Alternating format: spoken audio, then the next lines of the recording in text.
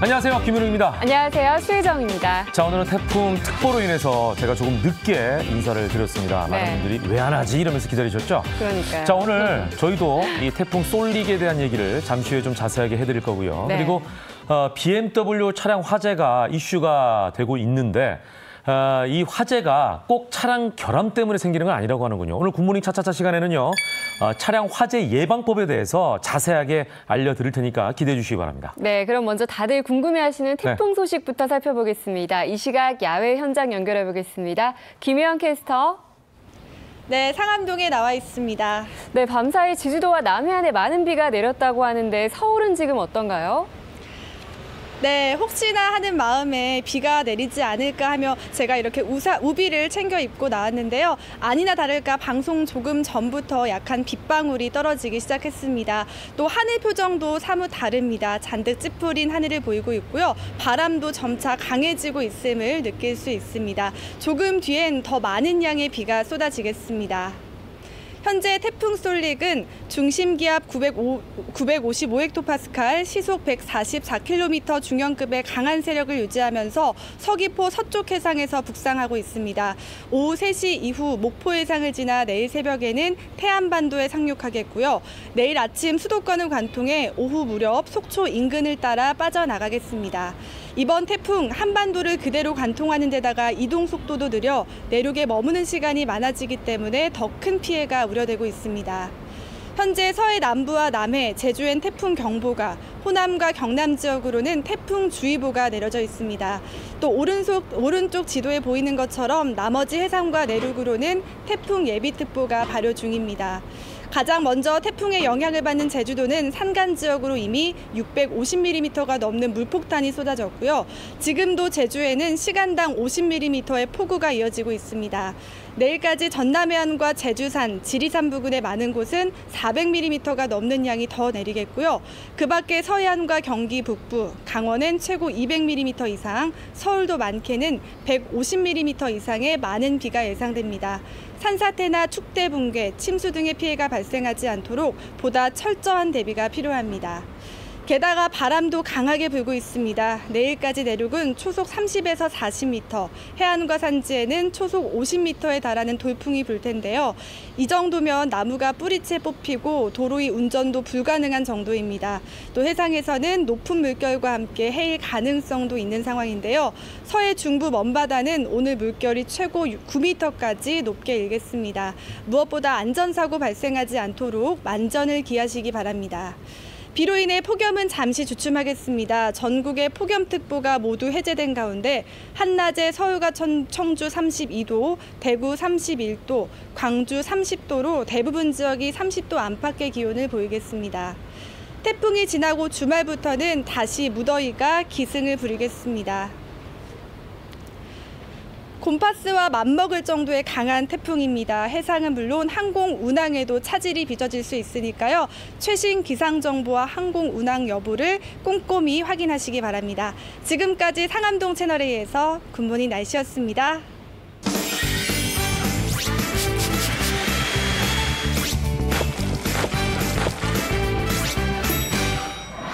주부들 위한 알짜배기 생활 정보를 전해드립니다. 산림구단 엄지척 시간입니다. 네. 여름철 너무 더웠죠? 더우면은 이제 강한 자외선 때문에 피부에 노화가 온다 이런 얘기 많이 해드렸는데 피부 노화뿐만 아니라 몸속에 있는 장기까지도 늙는다고 하는군요. 아, 여름철이 노화의 계절이라고요? 그러니까요. 예.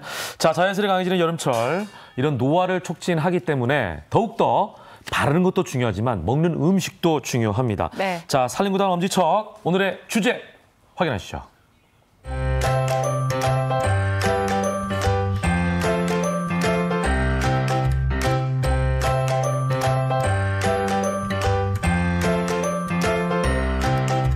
자, 많은 분들이 오늘의 주제를 보시면서 아니 무슨 요리길래 먹으면 10년이나 잘 보죠? 이러면서 의구심을 가질 것 같기도 한데요. 귀도 솔깃해지네요. 그러니까요. 또한 몸이 막 앞으로 막 기울어지지 않습니까? 무슨 얘기야? 이럴 것 같아요. 자, 오늘 함께 하신 분 소개해드리겠습니다. 네. 토니오 셰프 어서 오십시오. 반갑습니다. 오랜만입니다. 안녕하세요. 네, 안녕하세요. 자, 그리고 이나겸 식품영양학과 교수 나오셨습니다. 반갑습니다. 네, 안녕하세요. 네. 네, 과연 어떤 요리일까요? 빨리 10년. 공개 좀 해주시죠. 네, 궁금하시죠? 10년이면 네. 진짜 대단한 거 아닙니까? 네.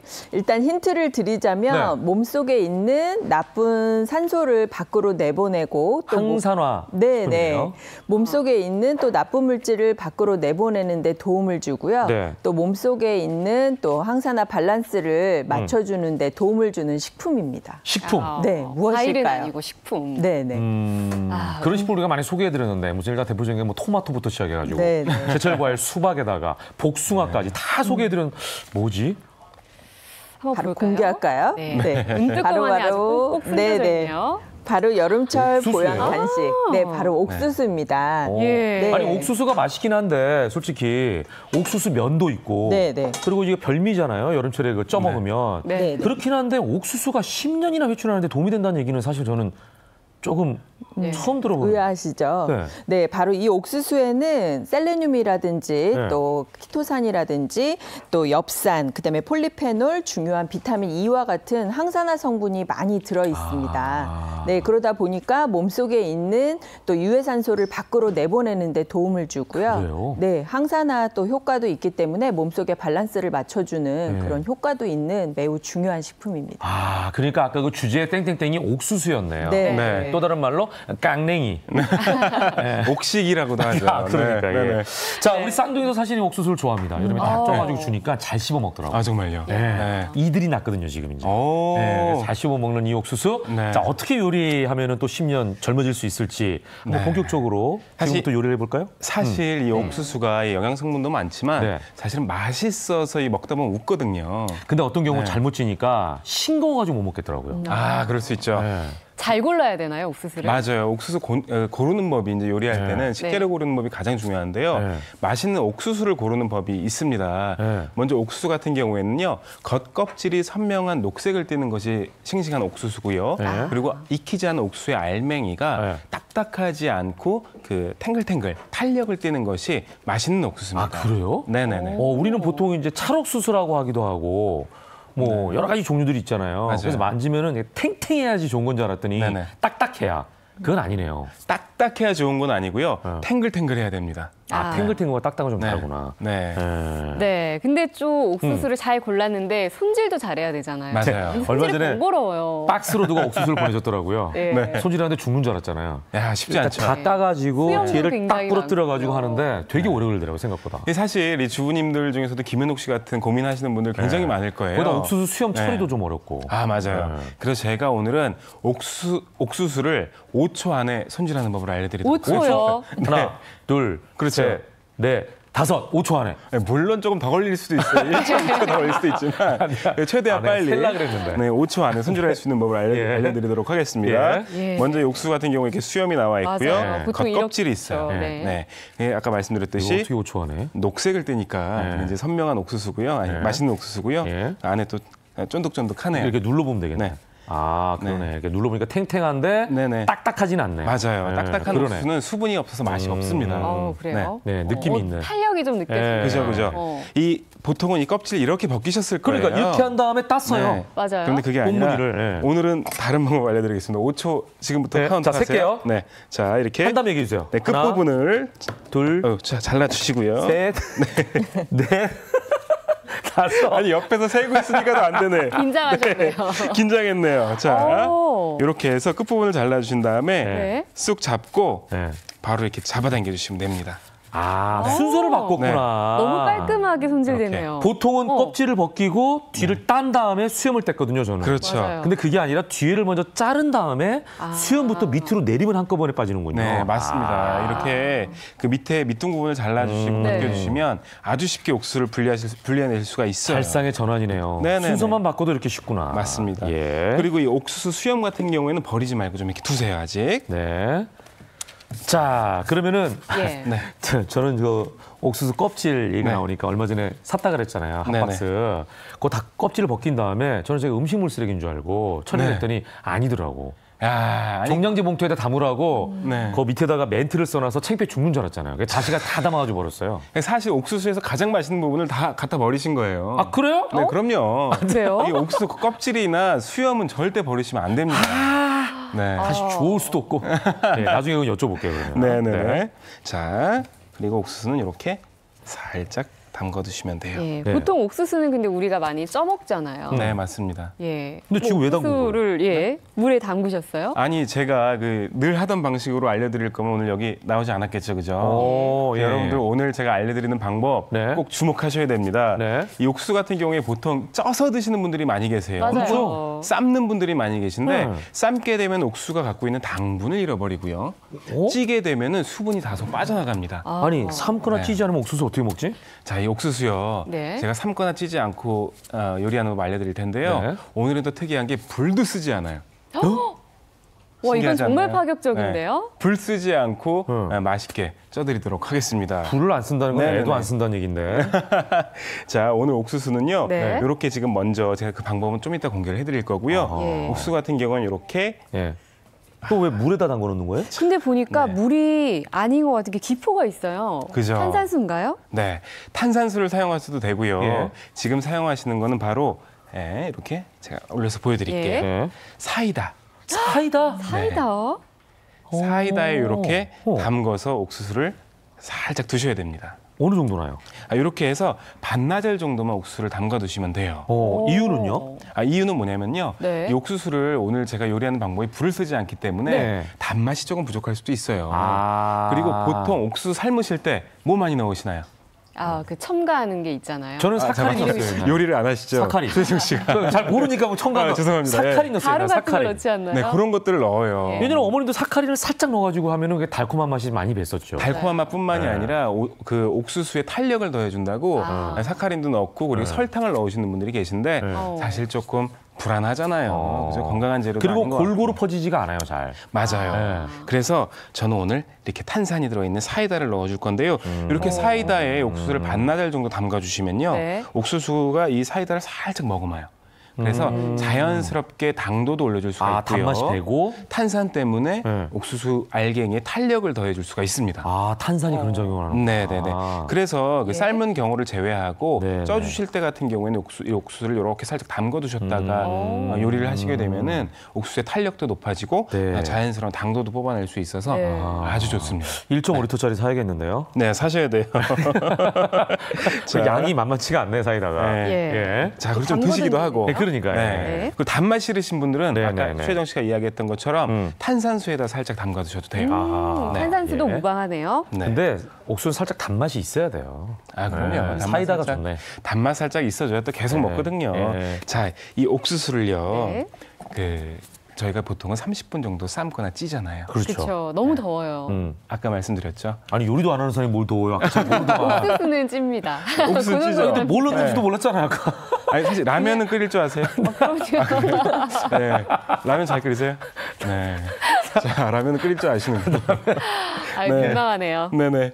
자, 옥수수 네. 이 최정 씨처럼 요알못 요리를 잘 알지 요리를 못하시는 분들 잘 알지 못하는. 아주 빠르고 쉽게 네. 찔 수 있는 방법 지금 제가 이게 알려드리도록 도시락 통 아닙니까? 하겠습니다. 먼저 이런 네. 내열 용기가 필요하고요. 네. 그리고 오늘은 옥수수를 삶거나 찌지 않고 바로 전자레인지에서 익혀줄 겁니다. 네. 그러네. 전자레인지를 활용하는 방법이 있구나. 근데 네. 이게 어떻게 가능할까? 자, 너무 간단해요. 네. 그리고 이게 보통은 30분 정도 걸리잖아요. 예. 이 전자레인지를 이용하시면 제가 정확하게 시간 체크해봤습니다. 예. 개당 4분. 하나 추가할 때마다 3분씩 추가됩니다. 그래요? 네. 그럼 2개면 7분이네? 그 7분이죠. 세 개면 3개 하면 10분. 10분. 네, 물론 이 전자레인지의 용량에 따라서 어느 세기에 정도의 따라서 차이는 있고요. 약간의 차이는 생길 수 있습니다. 아니, 일단 한 가족이 먹으면 한 3개는 이게 찌니까 한 번에. 야. 그렇다고 아마 네. 10분에서 11분 정도. 그러니까 많이 쪄놓으면 또 이게 맛이 없거든요. 아, 그럼요. 그때그때 쪄서 먹어야 돼요. 네. 맞아요. 네. 자, 이렇게 내열 용기 준비해 주시고요. 그리고 여기에 사이다에 담궈뒀던. 담궈뒀던 옥수수를 이렇게 네. 넣어주십니다. 오, 내열 용기가 사이즈도 다 옥수수 사이즈네. 네, 또 맞게 준비를 했죠. 그러니까요. 이렇게 네. 이렇게 넣어주신 다음에 네. 사이다 있죠? 아까 네. 담갔던 사이다를 부어요? 밑에 살짝 부어주시면 따라? 됩니다. 네. 자, 이렇게 이러면 사이다를 밑밥 깔고. 네 부족한 당분뿐만이 아니고요. 부족해 줄 수 있는 수분까지 보호를 해주어서 아주 좋습니다. 그러네요. 그리고 옥수수 껍질 아까 네. 손질해놨던 거 네. 있죠? 예. 이런 것도 잠깐 물이나 사이다에 적셔가지고 예. 살짝 이렇게 덮어주셔도 돼요. 껍질을 다시. 덮는 게 굉장히 네네. 특이하네요. 그죠, 그죠. 이게 이제 아마도 그 껍질이 덮고 있으니까 더 잘 익으라고 하는 게 아닌가. 네, 그렇기도 하고 네. 날아갈 수 있는 수분을 최대한 보호해 줄 수 있는 역할도 해주기 때문에 네. 껍질은 김현욱처럼 버리지 마시고 이렇게 꼭 활용해 주시면 좋습니다. 예. 자, 그럼 이제 이렇게 해서 뚜껑을 뚜껑을 덮고 닫아주고 자, 그리고 이걸 내열 용기라 그러나요? 전자레인지용 용기 이게 갖고 하시면 플라스틱 돼요. 재질인데 신기하네. 이게 네네네. 있구나. 있어요 이런 거. 네, 저는 이제 네. 그 도자기나 네. 그 강화 유리 같은 제품을 보통 네네. 썼거든요. 보통 그런 거 쓰셔도 되고요. 네. 요즘에 이렇게 플라스틱으로도 나오고요. 그러네. 만약에 없으실 때는 비닐팩에 이렇게 담아주신 다음에 네. 물 살짝 부어주시고 전자레인지 지퍼팩. 돌려주시면 됩니다. 예. 그런 것도 다음 있겠네. 주의하실 점은 네. 그 지퍼백의 입구를 너무 닫아주시면 네, 터지죠. 터질 수가 있어요. 그러니까. 네, 때문에 살짝 살짝 올려주시는 열어서. 정도 네. 해서 네. 저희 자, 교수님이 교수님께 한번 전달을 해볼까요? 네. 또 교수님이 이나영 교수님이 또 전자레인지 하나는 기가 막히게 다루시거든요. 좀 네. 식품영양학과 교수시니까. 그럼요. 네, 정확합니다. 네. 몇 분 정도 돌리면 될까요? 두 개가 들어갔으니까 네, 한 계산해 보시죠. 7분 정도. 한 8분 정도 8분? 돌려주실게요. 7, 8분 정도. 네. 네. 자, 조작을 잘 못하시는데요? 네. 그럼 옥수수가 익는 동안에 제가 아니 이 전자레인지를 처음 보셔가지고 네. 8분을 하셔야 되는데. 올라가지를 않네요. 자, 아니 그냥 그렇게 두시면 됩니다. 네, 제가 네, 네. 그럴 줄 알고 네. 또 옥수수를 아, 미리 또 쪄왔지 않겠어요. 이렇게. 8분? 네, 8분 쪄준 옥수수입니다. 아 진짜요? 네네. 넣자마자 바로? 네. 아니 제가 미리 쪄놨어요. 제가. 네. 이게? 네, 참 닫으시면 안 되고 요리해야 되니까요. 제가, 익었어요? 네, 익었어요. 잠깐만요. 한번 제가 잘라서 잘라서 먹어보겠습니다. 한번 확인만 해보실까요? 어때요? 네. 일단 다 익었네요. 다 익었죠, 당연하죠. 8분 정도 한 거예요. 네, 맞습니다. 근데 옥수수 같은 경우는 아쉬운 게 한 번에 여러 개를 찌잖아요. 네. 딱딱해져서 네, 그렇죠. 많이 못 먹잖아요. 왜 그런 걸까요? 네, 사실은 이 옥수수 안에 전분 때문에 그런데요. 전분. 이 전분이 시간이 지날수록 노화가 일어나기 때문에 그렇습니다. 네. 특히 오늘 지금 옥수수가 굉장히 찰지고 맛있잖아요. 네. 네. 옥수수는 종류가 두 가지가 있는데 네. 지금 현재 많이 나오는 거는 사실은 찰옥수수거든요. 강원도 찰옥수수. 네네. 이 찰옥수수에는 사실 아밀로펙틴이라는 게 많이 들어 있는데요. 얘네들이 이제 전분이 밀집되어 있다가 저희가 물을 넣어가지고 보통 찌잖아요. 네. 그러면 물 분자하고 같이 있으면서 얘네가 조금씩 열어지거든요. 그렇게 해서 저희가 촉촉하게 먹을 수 있게끔 이제 맛이 되는데요. 시간이 지나게 되면 다시 이 전분들이 밀착을 하게 됩니다. 그러다 보니까는 시간이 지날수록 조금씩 굳어지게 딱딱해지겠구나. 되죠. 네. 그러면 어떻게 보관하면 될까요? 네, 사실 보관하실 때는 일정한 온도를 유지하시는 게 좋기 때문에 네. 좀 따뜻한 온도를 유지할 수 있는 밥솥이나 이런 데다 넣어 놓으시면은 조금 촉촉하게 드실 수가 있죠. 밥솥을 잘 활용해야겠군요. 네, 네, 네. 그래요. 교수님, 지금은 이제 하얀색이지만 네, 네. 우리가 보면 찰옥수수도 막 중간에 색깔 있는 것들 있잖아요. 네, 네, 약간 네. 보랏빛. 보랏빛 보랏빛도 돌고 네, 뭐 네. 갈색도 있고 뭐 네, 군데군데 네, 네. 이런 옥수수도 있는데 그 색깔에 따라서 영양성이 좀 다른 것도 있나요? 네, 네. 사실은 달라요? 네, 약간씩 차이가 있습니다. 저희가 그 찰옥수수 그러면은 보통 보라색 빛깔이 많이 네, 띄는 네. 거를 찰옥수수 이렇게 아시는데 그런 걸 하얀색보다 그게 더 맛있어 네, 보이더라고요. 네. 근데 사실은 종자에 따라서 네. 색깔이 하얗냐, 이제 보랏빛을 띠느냐이고요. 둘 다 종류는 이제 찰옥수수인데 보랏빛을 띨수록 사실은 저희가 많이 이야기하는 안토시아닌이 안토시아닌. 많이 들어 있어서요. 맞아요. 네, 항산화 효과가 있기 때문에 색깔 있는 게 낫네요. 네, 네. 네. 그거에 맞춰서 드시는 게 좋습니다. 보기에도 맛있어 예. 보이고. 네, 네. 예. 네. 아무튼 저 계속 먹고 있는데요. 거짓말 좀 못하면 껌 씹는 것 같아요. 너무 그래요? 쫄깃쫄깃해가지고. 예. 쫄깃쫄깃하네. 예. 네. 거기다가 아까 그 사이다에 담궜잖아요. 네. 네네. 싱겁지 않아요. 그렇죠. 살짝 네. 단. 그렇다고 막 단 건 아니고 맞습니다. 살짝 달아서 딱 좋네요. 그죠, 네. 그죠. 맞아요. 우리가 첨가물을 넣지도 않았잖아요. 네네네. 근데 옥수수가 뭐 보관상 딱딱해질 수도 있는데 네. 딱딱해진 옥수수를 우리가 다시 좀 촉촉하게 먹을 수 있는 방법은 없을까요? 야, 요거 예. 굉장히 많은 사람들이 있어요? 고민을 했었어요. 네. 같은 고민을 하고 있었네요. 네, 이 옥수수 같은 경우에는요, 옥수수는요, 사실 이렇게 삶아주실 때 많이 삶거나 많이 쪄두시잖아요. 네. 그래서 이제 보관이 어렵거든요. 네. 다시 드실 때 딱딱해지고요. 네. 근데 보통 냉동실에 보관을 하시거나 실온에 보관을 하시다가 네. 드시기 전에 네. 바로 전자레인지에 2분, 3분 정도만 비닐팩에 담아서 다시 돌려? 돌려주시면 촉촉한 상태로 다시 돌아옵니다. 예. 네네네. 그 전에 냉동 보관을 하고 네네. 전자레인지에 2, 3분 정도. 맞습니다. 근데 저희가 자막에는 5분이라고 나갔는데 네. 이 개수에 따라 좀 틀려요. 한 그러네. 개일 때는 2분, 3분이고요. 네. 두 개일 때는 5분 정도 돌려주시면 되니까요. 네. 그 여러분들 잘 봐가면서 네. 렌지 조절해 주시면 될 것 같습니다. 네네네. 네, 당도와 촉촉함까지 높인 10분 요리 찜 옥수수 조리법을 다시 한번 고지해드리겠습니다.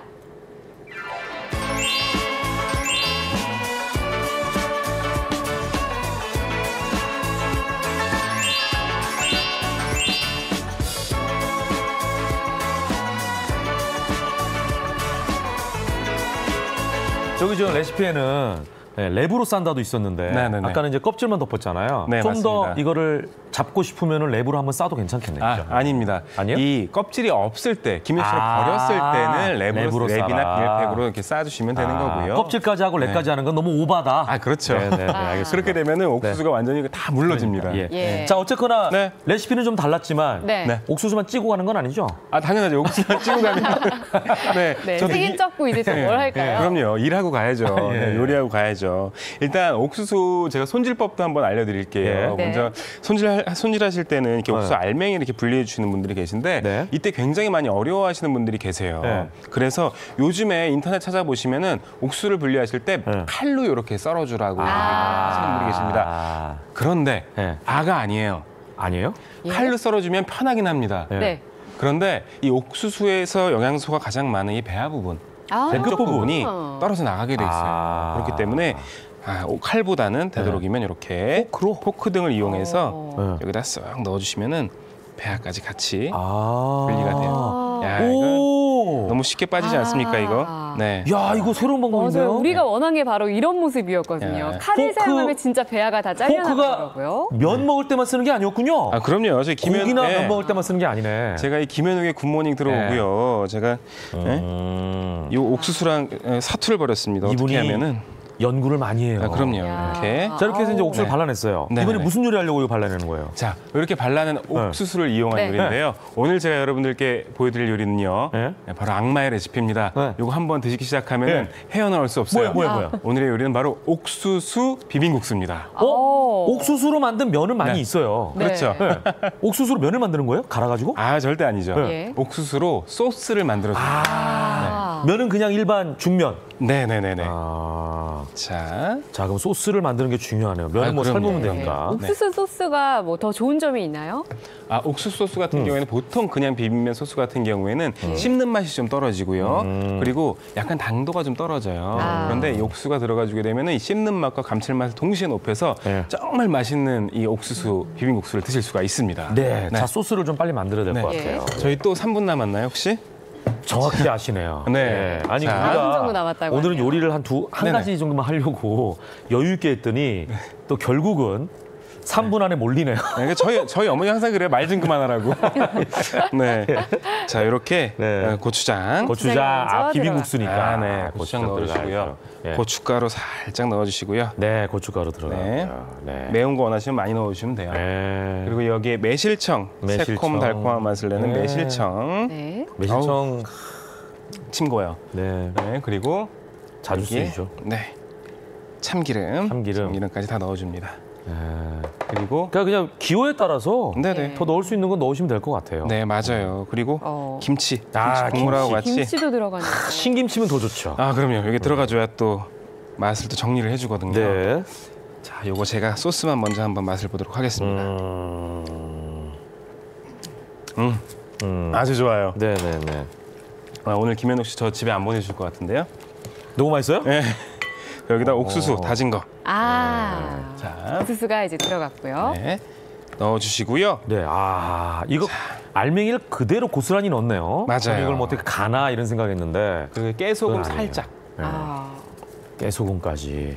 넣어주시면 예. 소스 완성입니다. 그렇습니까? 일반 네. 소스보다 조금 걸쭉해 보여요. 맞아요. 이렇게 해주시고요. 네. 버무리실 때 이렇게 네. 약간 섞어주실 때 옥수수를 눌러주시면 네. 옥수수 안에서 단맛이 좀 우러나와서 훨씬 더 맛있게 드실 수가 있어요. 네네네. 자, 그리고 여기에 삶아 놓은 면. 아우, 그냥 냄새가.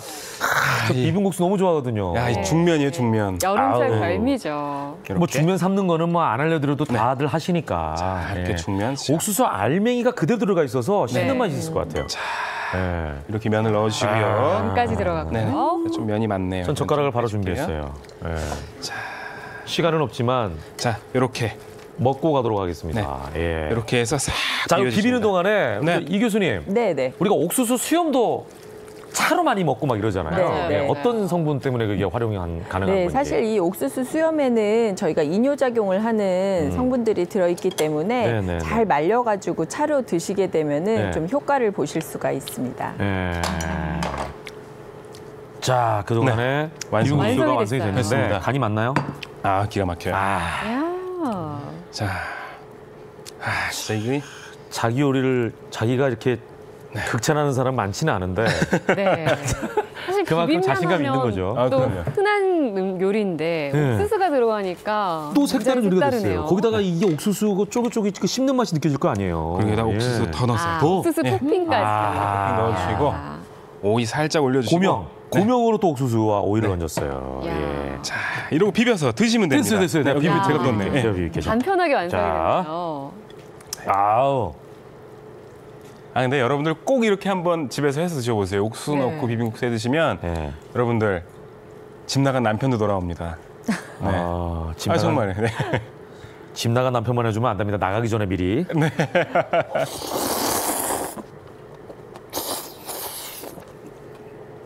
맛있죠? 네. 옥수수가 들어가니까 아무래도 씹는 맛이 더 야, 네. 일품이네요. 네. 와, 진짜 기가 막히네요. 사실 양념 좀 미리 만들어 두시고요. 네, 이렇게- 그때 비벼서 맞아요. 먹으면 면만 되거든요. 삶아서 드시면 돼요. 네. 아, 그리고 아까 저희가 네. 전자레인지에 넣었던 네. 옥수수 한번 확인해 볼까요? 네. 옥수수 네. 한번 확인해 한번 볼까요? 볼까요? 네. 저 시간이 좀 꽤 됐는데. 네. 자, 2초 남았네요. 실제로 익었을지. 네. 그냥 여시면 돼요. 네. 자, 뜨거운데 조심하세요. 조심하세요. 네, 근데 이게 뜨겁죠? 내열 용기여가지고 네. 네. 별로 뜨겁지가 않네요. 아, 네. 그래요. 아, 저게 좋구나, 저 용기가. 괜찮으시죠? 예, 전혀 뜨겁지 않나요? 네, 네, 그래요? 뜨겁지가 않아요. 자, 어떻게 됐을까? 요것만 공개하고.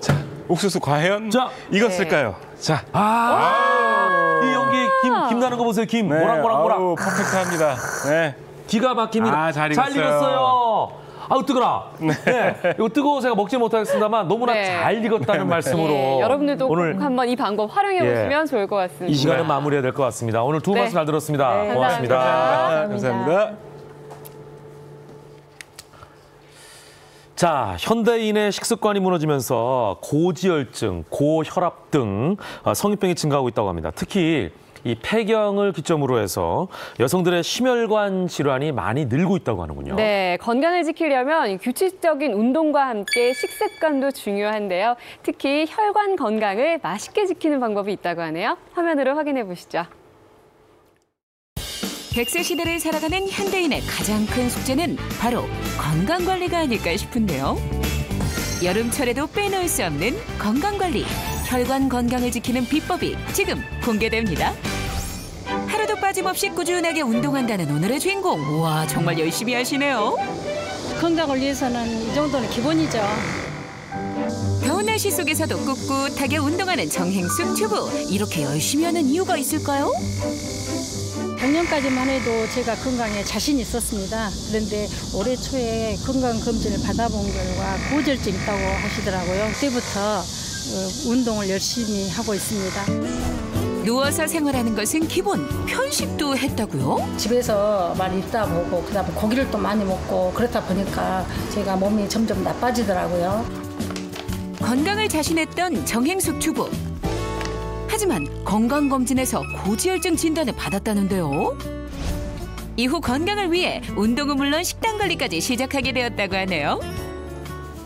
예전에는 고기를 좋아했어요. 그래서 채소를 별로 먹지 않았거든요. 연어가 콜레스테롤 감소에 도움이 된다고 해서 채소와 함께 곁들여서 먹으려고 준비하고 있습니다. 오메가3 지방산이 풍부한 연어는 혈중 콜레스테롤을 낮추어줘 샐러드로 자주 먹는다는데 이때 샐러드에 수상한 가루를 뿌리는 주부? 이게 뭐죠? 지금 뿌리신 게 어떤 거예요? 이게 제 건강 유지의 비법이에요. 혈관 건강의 비법이라고요? 색깔부터 남다른 보랏빛 가루, 그 수상한 가루의 정체, 이제 그만 알려주세요.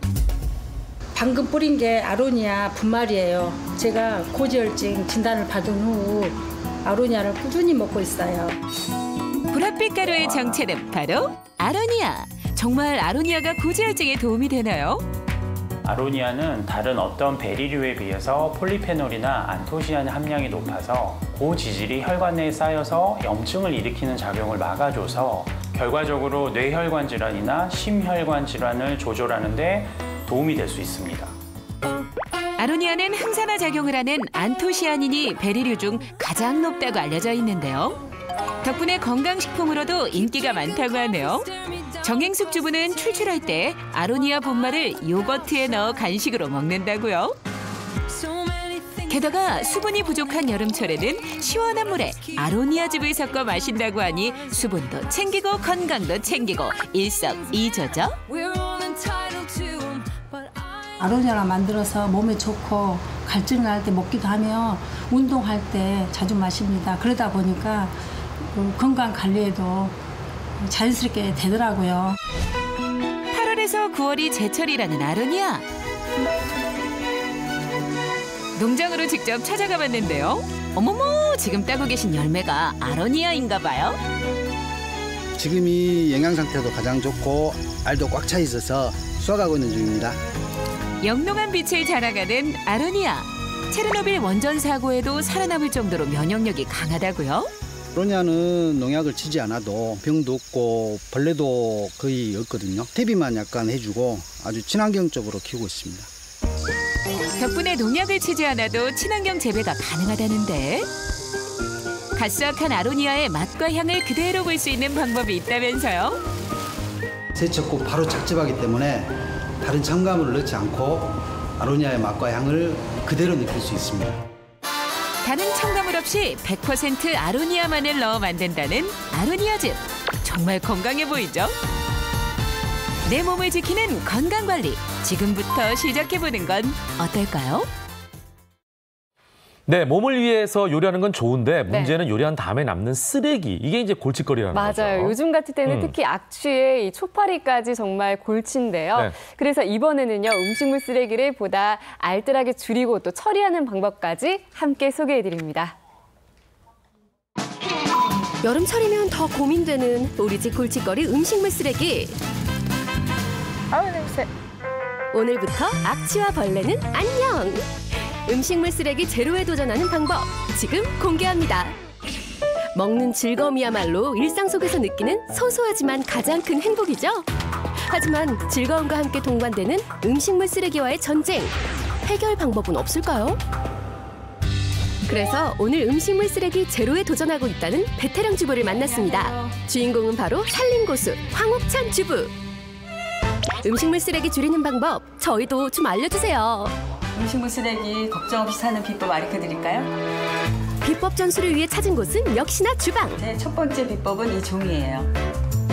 첫 번째 비법이 이 종이라고요? 아니, 이게 뭔데요? 냉장고 속에 식재료를 다 적어놓은 표예요. 그래서 시장 볼 때도 또 빠진 거를 살 수 있어서 좋고요. 날짜를 보니까 미리미리 먹어야 될 것도 또 확인이 되고요. 그래서 낭비가 좀 적은 것 같아요. 쓰레기를 줄이려면 식재료 관리부터 철저하게 하는 게 중요하다고요. 두 번째 비법도 냉장고에 있는데요. 이 자투리 채소가 주인공이라고 합니다. 남은 짜투리 재료도 알뜰하게 사용하면 맛있는 요리가 뚝딱 돼요. 남은 재료라고 무시하면 큰 코 다칩니다. 자투리 재료를 활용해 요리를 만들어 먹으면 근사한 한 끼가 뚝딱! 보기만 해도 군침이 도는데 그 맛은 어떨까요? 남은 재료라고 무시할 수 없어요. 너무 맛있어요. 식사 후엔 과일로 입가심을 하는데요. 아니 근데 뭘 이렇게 많이 자르세요? 근데 이렇게 많이 쓸어놓은 것 같아도 우리 2, 3일이면 다 먹어요. 어느새 가득 쌓인 수박 껍질. 아무리 줄여도 쓰레기는 나올 수밖에 없습니다. 음식물 쓰레기 갖다 버려야 되는 거 아니에요? 아, 걱정 마세요. 문제 없어요. 자신만만한 우리 주부님, 무슨 비법이라도? 무슨 특별한 방법이라도 있나 봤더니 수박 껍질을 의문의 통에 넣는 주부. 이거 눈 가리고 아웅 아닌가요? 음식물 쓰레기 제로 도전 이대로 실패? 제작진이 철수를 고민하는 찰나 자리에서 일어난 주부. 다시 쓰레기를 꺼냅니다. 어우, 그러다 냄새나요. 이거 음식물 쓰레기 아니에요? 네, 맞아요. 이 음식물 처리에 들어가면 퇴비로 변해요. 통의 정체는 음식물 처리기. 게다가 음식물 쓰레기를 넣기만 하면 퇴비로 변신한다고요. 만들어진 퇴비는 화분에 뿌려주면 오케이. 퇴비라서요. 식물도 잘 자라고 바깥으로 음식물 쓰레기를 안 갖고 나가니까 너무 편하고요. 여름이 되면 벌레도 많이 끼잖아요. 벌레 끼는 것도 없고요. 뚜껑을 덮고 기다리기만 하면 그야말로 음식물 쓰레기 제로. 그 원리가 궁금해 전문가를 찾아갔는데요. 네, 한마디로 말씀드리면 자연순환의 원리를 적용했다고 볼 수가 있습니다. 자연순환의 원리요? 음식물 처리기에 인공적인 자연환경을 조성, 미생물을 이용해 음식물을 분해시킨다고 하는데요. 미생물이 가장 잘 활동할 수 있도록 온도, 습도, 영양분 등 가장 짧은 시간에 악취 없이 빠르면 2시간에서 길게는 24시간 이내에 유기물질들은 대부분 사라지고 무기물질은 대비가 되는 그런 원리를 적용했습니다. 부피는 물론 무게도 줄어든다는 처리기. 무게 비교를 해봤는데요. 음식물 쓰레기를 모아 넣은 지 약 4시간 후. 음식물 쓰레기의 형태는 거의 사라지고 무게는 줄어들었는데요. 줄어든 무게는 1kg 이상이었습니다. 분해된 퇴비는 한 달에 한 번 정도만 수거해 화분에 뿌려주면 오케이. 더운 날씨에 음식물 쓰레기 걱정이 많아지며 음식물 처리기에 대한 주부들의 관심도 높아지고 있다고 하는데요. 사라지는 거예요. 네, 냄새가 전혀 안 나는데요. 그동안 봉투에 담아서 두면 냄새 나니까 냉동실에 얼렸었거든요. 이제 생기는 대로 바로바로 버려버리니까 냄새가 일단 안 나서 너무 좋아요. 음식물 쓰레기 제로. 여러분도 도전해보시면 어떨까요?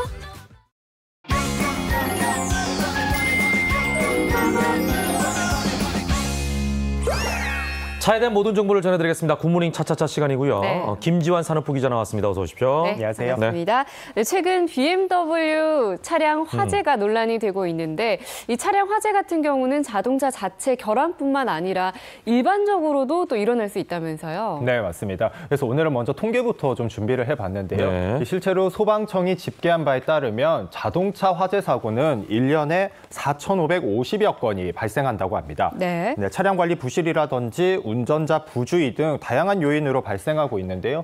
조금 자세히 살펴보시면 이 과열 및 과부하로 인한 화재가 889건, 그리고 담배꽁초로 인한 화재가 한 400여 건 정도 됐고요. 네. 그리고 절연 열화에 의한 단락, 좀 이렇게 표현이 어려운데 이 합선이나 누전이라고 보시면 될 것 같아요. 약 300여 건 정도로 뒤를 이었습니다. 네, 그러니까 어찌 보면은 이렇게 많이 화재가 발생하고 있는데 잘 몰랐다가 네. 이번에 그 BMW 화재 사건이 이슈가 되면서 수면 위로 떠올랐다고 볼 수가 있겠네요. 다양한 이유 때문에 화재가 나는데 그러다 보니까 더 불안해지는데요. 네, 하지만 좀 불안해하실 네. 필요가 전혀 없습니다. 앞에서 보셨듯이 화재 사고 1위였던 이 엔진 과열 및 과부하 같은 경우에는 이 자동차 결함이라든지 일부 요인을 제외하면 사실 냉각수와 오일 부족으로 일어나는 경우가 아주 많습니다. 예. 그래서 평소에 좀 정기적인 관리를 통해서 이 오일류와 냉각수만 잘 체크를 하시면 네. 화재를 사전에 방지하실 수가 있습니다. 예. 그래서 준비하셨구나. 역시. 차량 화재 이렇게 예방하자. 네, 예방이 제일 중요한 거겠죠. 네, 네. 그렇습니다. 기본적인 게 가장 중요하기 때문에요. 제가 오늘 차량 화재 예방법 한번 준비해봤는데요. 네. 이 제가 알려드리는 사항만 잘 숙지하시면 이 차량 화재 위험에서 벗어나실 수가 있습니다. 네, 하나하나 볼까요? 첫 번째 엔진 오일이네요. 네, 첫 번째는 엔진 오일 1년 내 한 번 교환입니다. 아, 1년에 한 번씩 해야 돼요? 네, 엔진 오일을 6개월에 한 번씩 체크를 해주시고요. 네네. 교환은 1년에 한 번씩 해주셔야 하는데요. 이 엔진 오일이 부족하거나 없으면 이 엔진이 눌러붙어서 화재가 일어날 수도 있습니다. 그 엔진 오일 관리 외에도 일반적인 점검들을 주기적으로 꼭 해주셔야 하는데요. 요즘에 엔진룸이 많이 좀 부각이 되고 있잖아요. 예, 엔진룸 내부 정기 점검 및 청소를 잘 해주셔야 합니다. 이 엔진룸 내부에 먼지라든지 침전물이 쌓이면 화재 발생 가능성이 높습니다. 그다음으로는 냉각수량을 점검하셔야 하는데요. 이 냉각수가 부족하면 또 화재가 일어날 수 있어서 이 냉각수 보조 탱크의 냉각수량이 최대선과 최소선 사이에 있는지 확인하시는 게 아주 중요합니다. 그 외에 배선이나 연료, 이 점화 장치를 수시로 점검하고 온도 게이지도 유심히 보시는 게 좋은데 한 가지 더 팁을 알려드리면 이 주차를 하시고 난 다음에 그 자리를 한번 확인해 보시는 게 좋을 것 같아요. 기름이 샜는지 안 샜는지. 네, 거기에 엔진 오일 찌꺼기라든지 부동액 찌꺼기가 있으면 엔진 화재의 가능성이 있는 거거든요. 한 번씩 확인해 보시면 더 좋을 것 같습니다. 예, 두 번째로 넘어가 볼까요? 네, 두 번째는 주정차 시 배기관 주변 확인입니다. 사실 배기관까지 이렇게 확인을 해야 되나 이렇게 좀 생소하실 수가 있겠지만 이 배기관 주변에 연소되는 것이 많기 때문에 한 번쯤은 꼭 체크를 하시는 게 좋습니다. 특히 지푸라기라든지 종이, 오일 등은 주의를 하셔야 되는데요. 이 밖에도 주의사항이 있는데 몇 가지를 좀 알려드리면 이제 좀 사람도 한두 시간 되게 열심히 일하거나 이렇게 뛰면 좀 쉬어야 되듯이 이 고속도로 주행을 하면 자동차도 휴식 시간이 필요합니다. 그래서 장거리 이동을 한두 시간 정도 하셨으면 10분 이상 엔진을 끄고 열을 식혀주는 과정이 필요하고요. 그리고 주차는 온도가 높은 실외보다 실내에 주차하시는 것이 좋습니다. 그리고 실외 주차하실 때는 창문을 1~2cm 정도 내려두시는 게 좋고요. 그리고 블랙박스라든지 내비게이션 요즘에 많이 설치하시잖아요. 선 같은 전원 코드 같은 경우에는 장기 주차 시에 분리해 놓는 게 아주 좋습니다. 그리고 차량 내 인화성 그리고 폭발성 물질은 좀 제거를 해주시는 게 좋은데요. 이 여름철에는 차 안에 라이터라든지 인화성 폭발성 물질이 화재 원인이 되기 때문에 차 안에 두지 않는 게 좋습니다. 세 번째 넘어가 볼까요? 네, 세 번째는 차량 임의 배선 사용 금지입니다. 이 앞에서 말씀드렸던 것처럼 요즘에는 뭐 오디오뿐만 아니라 이 내비게이션이라든지 블랙박스, 하이패스 굉장히 많이 사용하시잖아요. 그러다 보니 자동차 내부에 임의 배선을 설치하시는 경우가 아주 많은데요. 이 선 같은 경우에는 이 불이 날 수 있는 확률이 아주 크기 때문에 전문가와 협의를 하시고 상담을 거치신 다음에 설치를 하시는 게 좋습니다. 실제로 최근에 서울시에서 차량 화재 사고 중에 이 전기 배선이 한 27% 정도로 가장 높았거든요. 그리고 차량 개조도 하지 않는 게 좋습니다. 뭐 당연한 얘기일 수도 있겠지만 이 램프류라든지 전자기기를 너무 많이 설치를 하시면서 이 개조를 하면 불이 날 수 있는 확률이 높기 때문에 삼가시는 것이 좋습니다. 집에도 왜 이것저것 많이 꽂으면 화재 위험이 있잖아요. 많이 불안하시잖아요. 예방하시는 게 좋을 것 같습니다. 그리고 마지막으로는 계기판의 엔진 온도를 수시로 확인해야 하는데요. 이 계기판의 엔진 온도가 적색 표시에 가깝거나 이 엔진 경고 등의 이상 증세가 나타난다면 이 에어컨을 끄고 바로 정차하셔서 엔진을 확인하시는 게 좋습니다. 그리고 차량 화재가 발생하면 즉시 안전한 장소에 정차를 해서 엔진을 정지시킨 후에 이 소화기 등으로 진화를 하시는 게 좋은데요. 근데 여기서 한 가지 주의하셔야 될 점이 이 연기가 일어난다고 해서 보닛을 바로 여시면 안 되고요. 산소가 들어가기 때문에 갑자기 위험이 있다고 하더라고요. 덮칠 수가 있습니다. 그래서 절대 보닛은 열지 마시고 멀리 떨어진 상황에서 소화기를 뿌려주시는 것이 가장 좋을 것 같습니다. 그리고 응급조치를 할 수 없으면 이 사람들의 접근을 막은 다음에 소방서와 경찰서에 연락하시는 것이 좋습니다. 지금 이제 일반 차량이 이제 디젤이나 가솔린인데 LPG나 전기 차량 또는 가스 차량도 요즘에 많이 나오잖아요. 이런 경우는 어떨까요? LPG 차량 같은 경우에는 더 폭발 위험성이 크기 때문에 좀 더 주의를 해주셔야 하는데요. 좀 이상이 있으면 즉시 차량을 세우시고 이 엔진을 정지해야 합니다. 특히나 터널 내에서 화재가 일어나면 이 소방관들이 도착을 해도 시야 확보하기가 아주 쉽지가 않거든요. 그래서 대피 공간도 제한이 되어서 대형 사고로 이어질 수가 있기 때문에 운전자는 갓길에 차량을 주차를 해두고 소방 활동을 위해서 차량을 옮길 수 있도록 차 키는 꽂은 상태로 하차하는 것이 좋습니다. 무엇보다도 정기 점검 관리가 가장 중요하다는 생각이 드네요. 네, 맞습니다. 그리고 일반적으로 터널 밖으로 이동할 때는 이 비상구를 따라서 움직이는 게 좋습니다. 아무래도 터널 길이는 조금씩 다 다르잖아요. 그래서 500m 이상인 경우에는 피난 연결 통로를 이용하시는 것이 좋고요. 이 화재로 연기가 발생하면 이 수건이나 옷에 물을 적시거나 이 물티슈를 이용해서 입을 막으시고 낮은 자세로 이동해 주시는 것이 좋습니다. 정기 점검도 마지막으로 하나 더 짚어주세요. 정기 점검이 있는데요. 최근에는 이 노후 차량들은 이 신차보다 화재 가능성이 높기 때문에 정기적으로 반드시 관리를 해 주셔야 하는데요. 주행 거리가 길수록 그리고 연식이 오래될수록 전선이 마모되고 합선이 일어날 가능성이 높다고 합니다. 그래서 최근에 일부 자동차 회사에서는 자사 노후 차량을 대상으로 이 무상 점검 서비스까지 시행하는 곳이 있거든요. 네. 이런 서비스를 좀 활용을 해서 차량 점검을 받아보시는 것이 좋을 것 같습니다. 네. 자, 지금까지는 굿모닝 차차차였고요. 네. 이번에는 무엇이든 Q&A 시간으로 이어가 보도록 하겠습니다. 최근 귀농하거나 귀촌한 인구수가 처음으로 50만 명을 돌파했다고 하는데요. 먼저 영상 확인하시죠.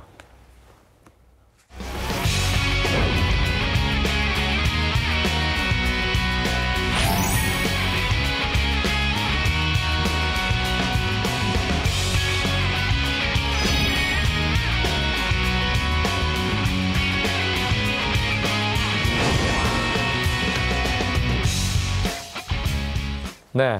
자, 지금 뭐 박람회 장면을 여러분께 보여드렸는데 네. 워낙 제가 말씀드린 대로 귀농 귀촌하는 인구 수가 많다 보니까 이제 이런 박람회를 하는 것 같아요. 예. 귀농과 귀촌. 얼핏 생각하면 다 돌아가는 거니까 비슷하지 않을까 싶은데. 같은 뜻 아닌가요? 네. 의미만 봤을 땐 좀 약간 비슷해 보이는데 이 귀농이란 도시에서 다른 일을 하던 사람이 이 농촌으로 돌아가서 농업을 중심으로 생활하는 것을 뜻하고요. 귀촌은 더 넓은 범위로 이 농촌 자체에서 생활하는 것을 뜻합니다. 그렇군요. 자, 정말 많은 사람들이 이번에 이제 귀농 귀촌을 선택하고 있는 것 같아요. 아까 50만 명이라고 네, 했잖아요. 50만 명 숫자가 대단하네요. 네, 그래서 몇 년 전부터 인구가 계속 늘기 시작하다 네네. 보니까 정부도 이제 2013년부터 귀농 귀촌 인구 통계 작성을 시작했는데요. 이 통계표를 한번 살펴보시면 이 귀농 귀촌 인구는 꾸준히 증가하다가 2017년에 처음으로 50만 명을 돌파했습니다.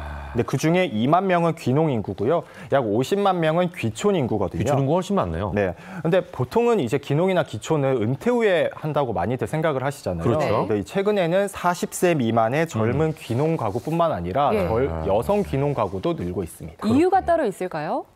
아무래도 요즘 청년 실업난이 아주 심각한 사회 문제로 대두가 되고 있잖아요. 네네네. 그렇다 보니까 청년들이 고용 한파의 돌파구를 이 농촌에서 찾고 있는 건데요. 은퇴 세대가 혼자 혹은 부부만 가는 것에 비해서 이 청년들이 귀농 귀촌을 할 때는 가족들이 가는 경우가 많아요. 네네. 그러다 보니까 농촌 인구 증가에도 도움이 되고 그리고 아주 톡톡 튀는 아이디어로 승부를 봐야겠다 이런 생각을 많이들 하시기 때문에 다양한 신품종 개발에도 열을 올리고 있어서 농업 발전에도 큰 도움이 되고 있습니다. 아, 어떻게 보면 농업으로 보아서는 굉장히 바람직한 게 아닌가 이런 생각도 드는데 신품종 개발이 어떤 것들인지 좀 알려주시면 모르는 분들도 좀 도움이 될 것 같네요. 네, 그래서 제가 어떤 게 있는지 네네. 직접 사례를 몇 가지 좀 준비를 해봤는데요. 네.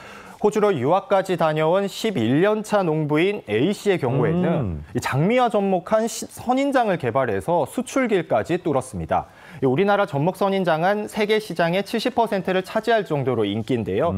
주로 일본이나 중국, 러시아 등 20개국에 수출을 하고 있는데 수익만 무려 45억 원입니다. 와, 무엇보다 참 유학파 청년 농부가 이런 신품종 개발에 노력을 하고 있다니까 참 놀라운데 또 다른 사례도 혹시 있나요? 네, 최근에는 반려동물 키우시는 분들 많으시잖아요. 엄청 많죠. 이 시장을 노려서 신품종을 개발한 청년 농부가 있는데요. 이 곤충으로 반려동물 먹이를 만들어서 수출하는 청년들도 있습니다. 이 군뱅이 가루로 반려동물의 사료를 만들었는데요. 이 사료는 단백질이 풍부해서 반려동물의 혈액순환에 아주 큰 도움이 된다고 합니다. 이 매달 군뱅이 분말 300kg을 판다는 이들의 매달 순수익만 1,500만 원.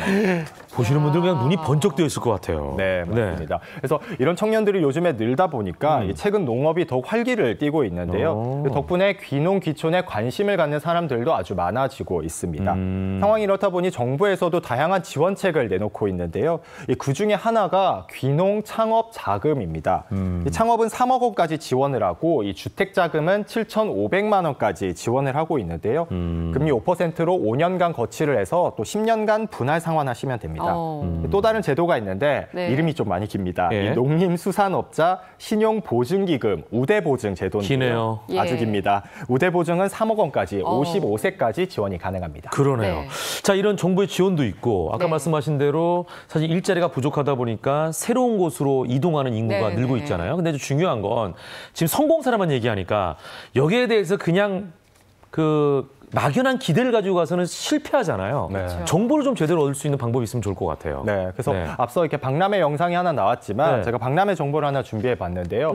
다음 주죠. 8월 31일부터 9월 2일까지 서울 양재동 AT센터에서 창농 귀농 박람회인 에이팜쇼가 열립니다. 이 에이팜쇼는 2014년부터 시작된 국내 최대 규모의 귀농 귀촌 박람회인데요. 이 귀농이나 귀촌을 생각하시는 분들은 이 전국 지자체의 다양한 귀농 귀촌 정보 정보와 지원책까지 알 수가 있습니다. 예. 그리고 국내 대표 기업들이 보유한 혁신 농업 트렌드도 소개하는 자리이기 때문에 네. 관심 있는 분들은 한번 찾아가 보시는 게 좋을 것 3일간 금, 토, 일 이렇게 진행을 하니까 예. 뭐 직장 다니시는 분들도 네. 주말을 활용해서 가시면 좋을 것 같은데. 부담 없이 가시면 좋을 것 같은데 예. 문제는 입장료죠. 네. 근데 얼마인가요? 보통 입장료가 있잖아요. 이런 예. 박람회는. 네, 또 가족까지 가면 부담스러우실 꽤 수가 되죠. 있는데 입장료 무료입니다. 무료? 야, 프리? 프리입니다. 아, 좋네요. 놀랍네요. 네. 자, 그럼 박람회에 참석하면 이제 어떤 것들을 우리가 만나볼 수 있나요? 네, 기본적인 귀농 기총 정보 네. 외에도 이 다양한 전시관이 준비가 되어 네. 있는데요. 우선 전국 광역 및 지자체 70여 곳에서 귀농 기총 관을 준비를 해서 정책을 홍보를 하고 있습니다. 여기서는 예비 농업인을 위한 상담도 진행을 하고 있기 때문에 좀 네. 자신의 관심 분야라든지 자신이 가고 싶은 지역이 있으면 직접 상담 받아보시는 것도 좋을 것 같습니다. 예, 스마트 농업관도 있다면서요? 네, 여기는 이제 정부와 공공기관, 이 단체들이 중점적으로 추진하는 미래 농업상도 살펴볼 수 있는데요. 네, 네. 그리고 미래 산업관이라는 곳도 있는데 이 4차 산업혁명 시대에 걸맞는 농업 트렌드까지 준비를 해놨습니다. 그리고 창업벤처관에서는 창업을 통한 농산업의 미래도 알 수가 있고요. 네. 에이팝 마켓에서는 전국의 우수 특산물도 구매를 할 수가 있습니다. 네, 대구 네. 꿀떡 같은 게 많이 유명하잖아요. 맞아요. 지방 먹거리도 가셔서 한번 드셔보는 게 좋을 것 같습니다. 그러네요. 자, 주말에 예, 이제 아까 말씀하신 대로 무료다 보니까 가족이 함께 가서 예. 구경하는 것도 좋을 것 같고 정보 얻으면 좋을 것 같은데 그러다 보니까 이런 그 농업과 관련된 정보 외에 다른 어떤 놀거리나 볼거리나 이런 게 있으면 더 좋지 않을까 싶은 생각도 들거든요. 예. 네, 여러 가지 행사가 준비가 되어 네. 있더라고요. 이 지자체의 신선한 특산물을 이용한 요리 경연 대회도 준비가 되어 있고요. 네. 그리고 뭐 보드 게임이라든지 그리고 수박 빨리 먹기 대회 준비가 되어 있습니다. 이 밖에 어른들이 즐길 수 있는 칵테일 쇼도 준비가 되어 있고 이 선배 농업인과 젊은 기촌인들을 네. 만나서 대화를 해볼 수 있는 자리도 마련이 되어 있습니다. 네, 자 다음 소식으로 넘어가 보겠습니다. 네. 최근 정부에서 우체국, 택배 기사를 비롯한 계약직 집배원 등 비정규직 2천여 명을 정규직으로 전환하겠다고 발표했죠? 네, 맞습니다. 이 우정사업본부의 방침 덕분에 이 내년부터 4년간 우체국 택배기사와 계약직 직배원들이 국가 공무원으로 전환이 됩니다. 네, 비정규직 직배원 및 택배원들은 이 서류 전형과 면접 시험을 거쳐서 공무원 자격에만 벗어나지 않는다면 모두 전환 대상이 될 예정입니다. 예, 근데 우체국 택배 기사님들에게만 해당된다고 하니까 조금 아쉽기도 하네요. 그러네요. 네.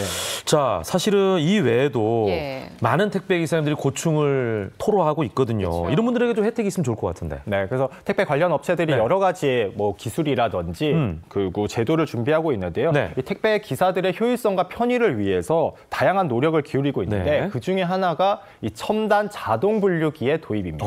예, 맞아요. 물건 분류 작업이 가장 힘들다고 하셨는데 네. 이게 좀 수월해지겠네요. 이거 공항에서 보는 그런 시스템이네 거의. 네, 자동 마치 공항에서 분류. 보는데 이제 전국의 이 서브 택배 터미널에 설치가 될 예정입니다. 이 첨단 자동 분류기의 도입 덕분에 이 택배 기사들의 삶도 여유로워질 예정인데요. 이 도입 전에는 보통 오전 7시까지 출근을 해서 이 분류 작업을 시작을 했습니다. 근데 하지만 이제 도입 후에는 서너 명씩 조를 짜서 뭐 7시, 9시, 뭐 10시 이렇게 나눠서 출근하기 때문에 남편과 아내가 출근 시간을 달리해서 네. 자녀들을 챙기기에도 수월해졌습니다. 네. 이 외에 경제적으로 좀 지원하는 대책도 있나요? 네, 이 택배 기사 자녀들을 위한 학자금을 지원하는 업체도 있는데요. 예, 예. 1인당 최대 500만 원을 지원받을 수가 있고 두 자녀까지 혜택을 받을 수 있습니다. 네. 예. 이 학자금 지급을 받을 수 있는 대상은 중고등학생 및 대학생 자녀를 둔 집배점장과 택배기사들인데요. 중학생은 연간 20만 원, 그리고 예. 고등학생은 80만 원, 그리고 대학생은 150만 원에서 최대 500만 원까지 지원받을 수 있습니다. 도움이 되겠네요. 예, 학자금 외에 또 다른 혜택도 있다면서요? 네, 사실 이 혜택을 들으시면 택배 기사들이 이런 혜택도 받지 못하고 있었냐고 좀 많이 놀라실 네네네. 것 같은데 네. 바로 경조사 지원제도입니다. 아. 예전에는 가족의 경조사가 있을 때는 다른 택배 기사의 도움을 받거나 외부에서 차를 빌려와서 자신의 빈자리를 메웠어야 했거든요.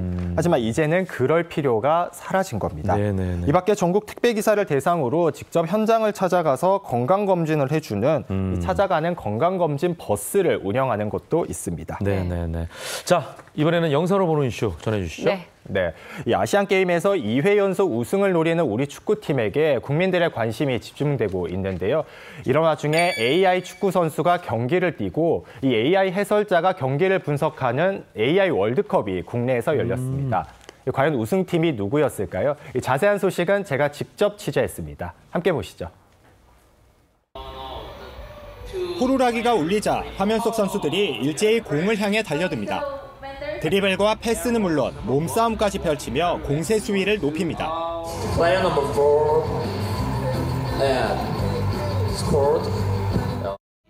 스스로 축구 경기 방식과 전술을 익힌 인공지능 아이콘 5개가 한 팀을 이루어 전후반 5분씩 경기가 진행됐습니다.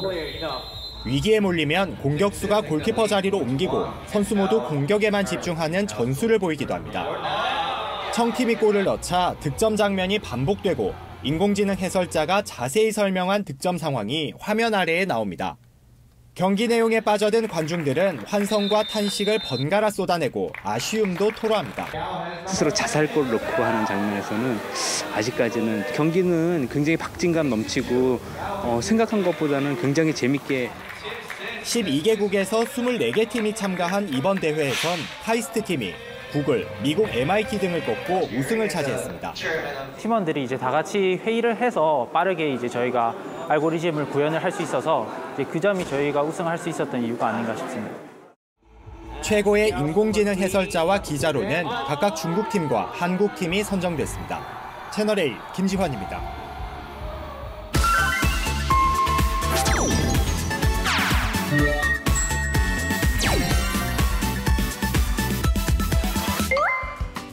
이번에는 전국 각지의 다양한 소식을 전해드리는 굿모닝 네트워크 시간입니다. 먼저 충북 단양 소식 전해드립니다. 제6회 단양 아로니아 축제가 내일부터 사흘간 단양읍 상상의 거리 일원에서 펼쳐집니다. 이번 축제는 건강, 자연, 보랏빛 향연을 슬로건으로 아로니아를 테마로 하는 체험 등 다채로운 행사가 펼쳐지게 됩니다. 특히 전국 최고의 품질로 이름난 단양 아로니아를 테마로 한 전시직판 행사를 비롯해 천연 염색과 비누 만들기 등 다양한 체험 행사도 마련됐습니다. 네, 다음은 충북 청주 소식입니다. 도심 속 문화재들을 찾아다니며 즐기는 2018 청주 문화재 야행 밤들이 논이다가 행사가 내일부터 사흘간 열립니다. 올해로 3번째를 맞은 청주 문화재 야행은 국보 41호 용두사지 철당관과 충청도 병마절도사 영문, 충북도청 본관 등 청주 도심의 12가지의 유형 문화재를 중심으로 진행됩니다. 이 밖에도 청주 꿈나무 오케스트라의 한여름밤 천사들의 앙상블과 근대 문화거리의 탑대성, 수동대성로 주민점포, 문화동 일양 절충식 가옥에서 열리는 마림바 콘서트 등이 관객들을 맞을 예정입니다. 네, 오늘 준비한 내용은 여기까지고요. 다음 주에는 더 다채롭고 흥미로운 내용으로 찾아뵙겠습니다. 지금까지 굿모닝 네트워크였습니다. 생방송 김현의 굿모닝 8월 23일 목요일 순서를 마실 텐데요. 태풍 피해 없도록 주의하시기 바랍니다. 내일 아침도 8시에 찾아뵙겠습니다. 행복하십시오. 고맙습니다. 감사합니다.